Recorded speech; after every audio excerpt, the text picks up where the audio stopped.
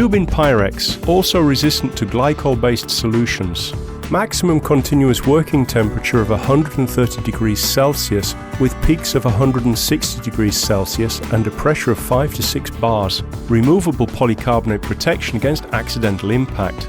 Customizable length, hole center distance for assembly up to 1500 millimeters.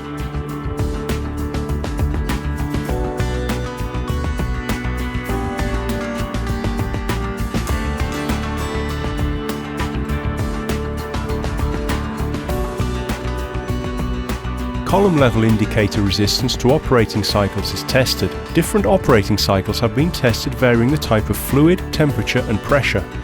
The indicator is assembled on a tank and filled with a 50% glycol, 50% water solution. Temperature and pressure of the liquid are operated by a controller and set to 130 degrees centigrade and 5 bars. A sequence of such operating cycles may be eventually carried out according to specific customer requests. The duration is set case by case, but in general it covers a mid-term period of time.